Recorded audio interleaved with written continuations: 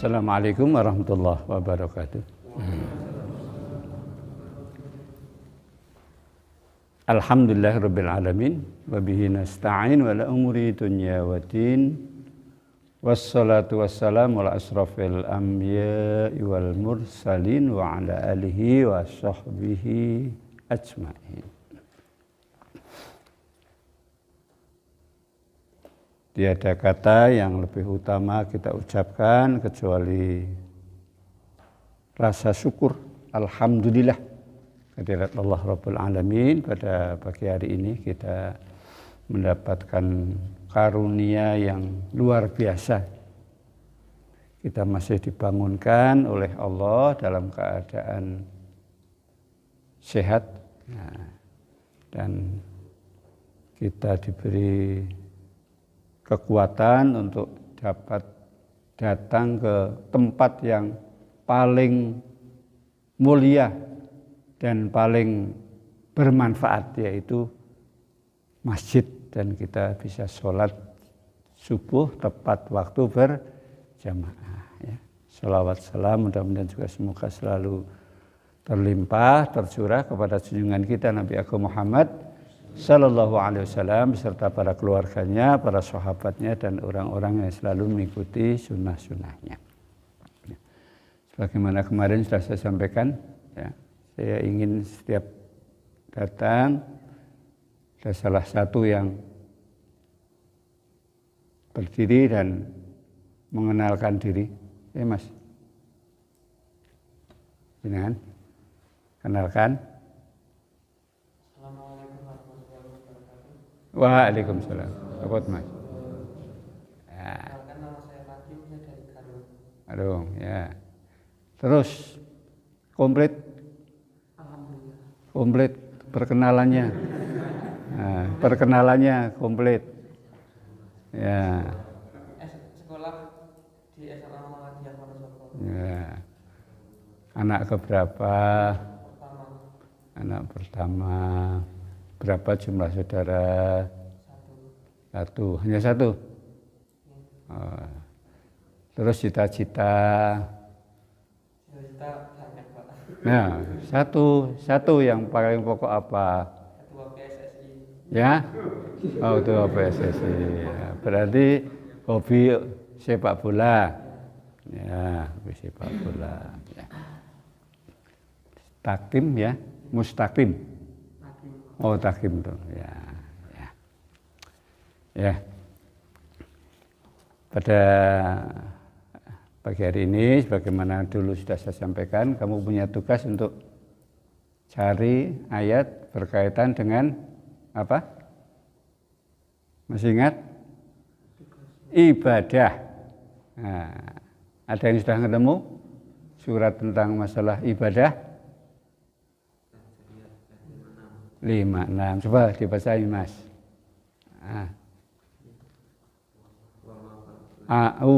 Ayo, jangan lupa ketika membaca.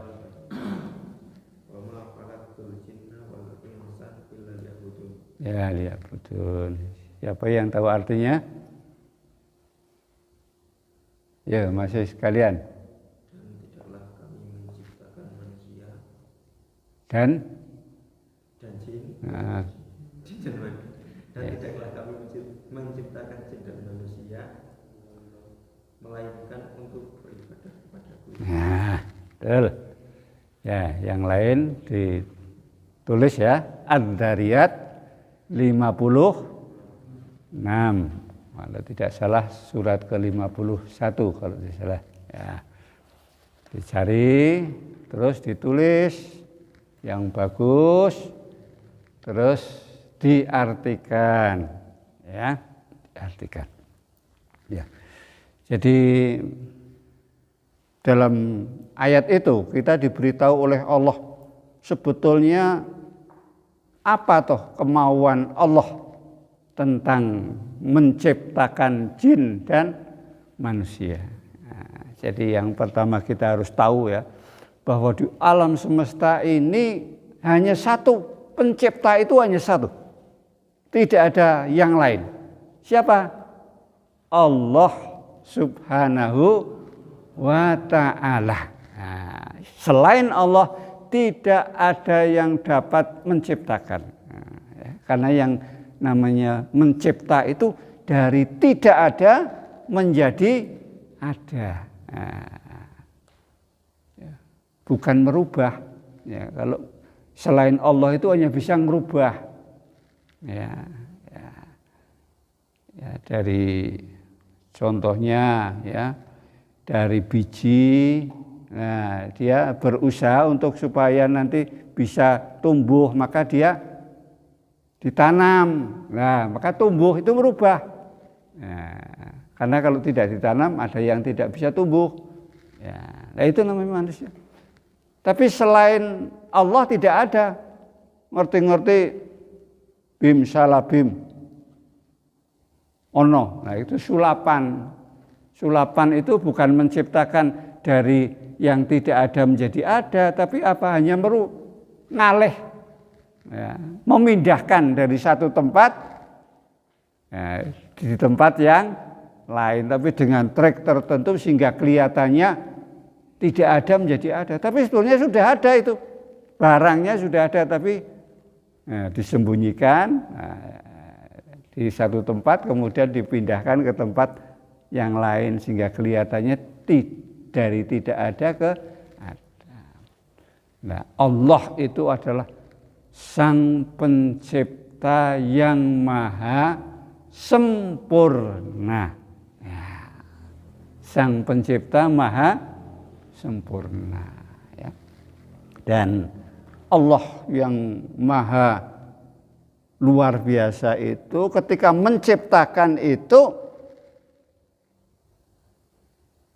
mempunyai ilmu yang tak terbatas, ya, sehingga semua ciptaannya itu diciptakan mempunyai tugas dan fungsi masing-masing.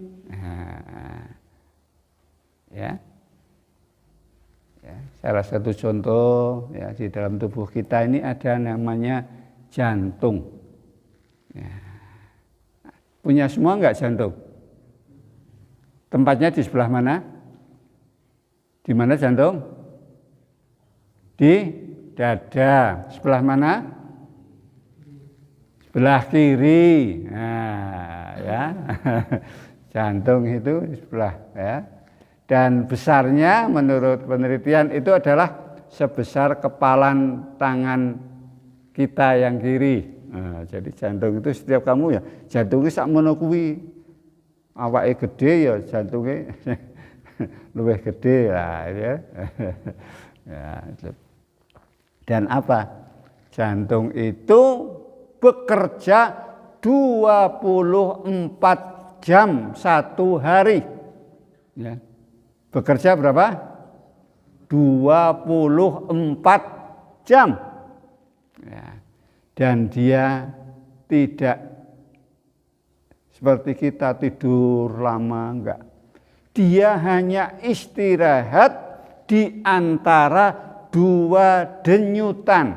Nah, jadi jantung itu nyut, nyut. Nah, setiap waktu itu dek, dek. Dia istirahatnya di antara dua denyutan, dia itu berhenti sebentar sekali langsung nyet. Nah, jadi orang tahu nyur 5 menit ngantuk, liar-liar, turu, nggak pernah. Ya, 1 menit aja belum pernah itu. Ya, itu hanya berapa detik itu, mungkin tidak ada setengah detik ya. Nah, itu jantung itu begitu. Dan jantung itu tidak di bawah perintah kita. Kamu pernah merintahkan jantung untuk bekerja? Nyambut gawe, tahu? Aja ngantuk, aja turu, tahu? Pernah? Nggak pernah. Nah, ya. Dan itu laksana kalau di alam semesta ini matahari menggerakkan semua apa yang ada di dalam tubuh kita itu tergantung dengan kesehatan jantung ini. Nah, jantung itu siapa yang ngatur, siapa yang merintah? Siapa? Siapa? Kamu, orang tuamu, siapa? Dia tunduk taat kepada Allah Subhanahu wa ta'ala. Inilah ya, yang namanya bersujud. Jantung itu taat ya, kepada Allah Rabbul Alamin. Sehingga kita mengapa harus menyembah pada Allah ya, karena di alam semesta itu semuanya adalah taat kepada Allah Subhanahu wa ta'ala. Tidak ada yang tidak taat, semua itu tunduk taat kepada Allah. Salah satunya dicontohkan dengan jantung itu ya. Maka ketika Allah berfirman dalam surat Adz-Dzariyat itu ya, kita diingatkan, tidaklah aku menciptakan jin dan manusia. A'udzubillahi minasyaitonirrajim. Wa ma khalaqtul jinna wal insa illa liya'budun. Ya. Kecuali untuk menyembah kepadaku. Nah, maka mudah-mudahan ya kehadiran kamu di masjid ini dalam rangka kita menyembah Allah, al-ibadah ya. Dan ibadah itu di dalam kitab Tarjih dijelaskan ibadah itu apa ya. Ibadah itu adalah taqarrubu ilallah. Nah, ya. Ibadah itu adalah taqarrubu ilallah biimtisalil awamirihi wajtinabi nawahihi wal amalu bima adina bihi syari'. Ibadah itu apa? Ibadah adalah mendekat kepada Allah biimtisalil awamirihi, dengan mentaati segala perintah-perintahnya, wajtinabi nawahihi, dan menjauhi segala larangan-larangannya. Jadi ibadah itu untuk mendekat ya, mendekat kepada Allah ya.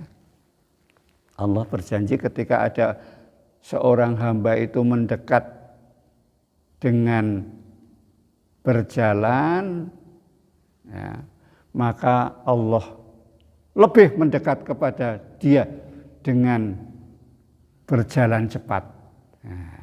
Dan ketika ada seorang yang berjalan cepat kepada Allah, Allah lari mendatangi orang itu. Jadi Allahu Akbar. Yang namanya Allah itu maha hebat ya. Apapun yang dilakukan oleh seseorang ketika dia betul-betul ingin mendekat kepada Allah, itu Allah lebih bersemangat untuk membalas. Maka ya kita harus hati-hati dengan Allah ya. Apapun nanti yang akan kita lakukan, langsung Allah itu membalasnya. Ya, pada pagi hari ini kita bersyukur kamu sekalian datang ke masjid ini ya, dan jaraknya jauh mana dengan Al-Mansur ini, masjid ini? Jauh mana? Nah, dari tempat tinggal kamu lebih jauh ini ya. Tapi ingat bahwa tambah jauh justru malah tambah pahalanya, tambah hebat, tambah banyak, manfaatnya tambah banyak, dan nanti akan diperlihatkan ketika menjelang ajal itu semua amal yang dilakukan oleh manusia, oleh kita itu akan diperlihatkan pahala, tapi juga sekaligus juga dosanya. Akibatnya. Maka ada satu riwayat seorang sahabat Nabi yang saben hari itu selalu jamaah bersama. Selalu berjamaah dan bersama dia dan selalu mencari tempat yang tidak mengganggu, yaitu di pojok. Tapi pada hari itu dia tidak kelihatan.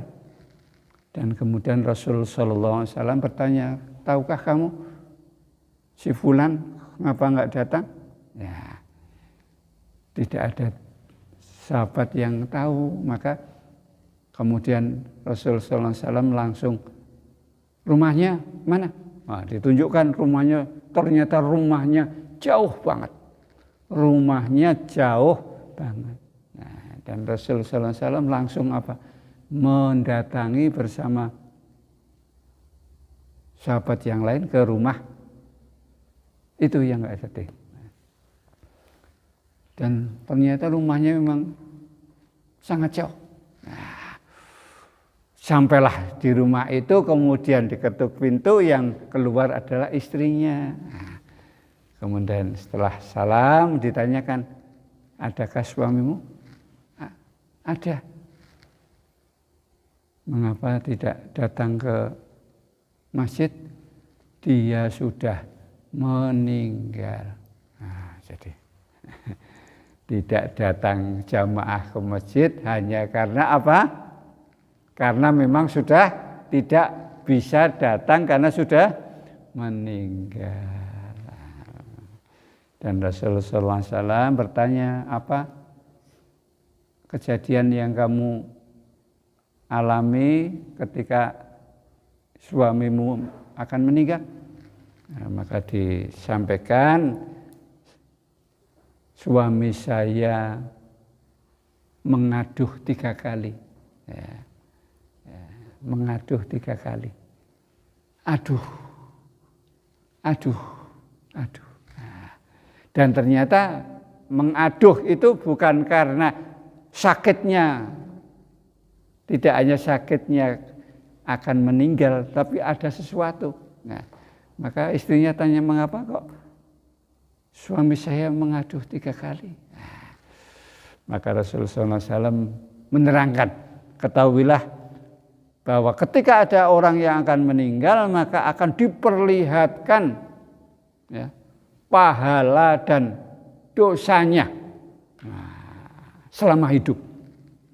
Ya, akan diperlihatkan.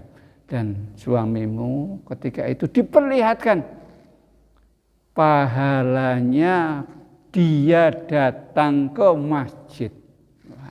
Ya. Dan ternyata apa? Ternyata dia mengaduh itu karena apa? Karena mengapa jarak dari rumah ke masjid itu tidak lebih jauh. Maka itu rumahnya udah amat sangat jauh. Ya. Tapi dia diperlihatkan imbalan Allah yang diberikan kepada orang yang datang ke masjid dan rumahnya jauh. Maka dia menyesal, mengapa kok rumahnya tidak lebih jauh. Wah, subhanallah ini ya. Nah, ini satu peringatan bagi kita semuanya, dan ya kita harus bersyukur terhadap takdir Allah. Ketika kita rumahnya dekat ya alhamdulillah. Tapi ketika kita kok datang ke masjid, rumahnya kita dengan masjid itu jauh, kita juga harus berterima kasih kepada Allah. Karena setiap langkah ke masjid, satu langkah itu menghapuskan dosa, dan satu langkah diberi pahala. Subhanallah.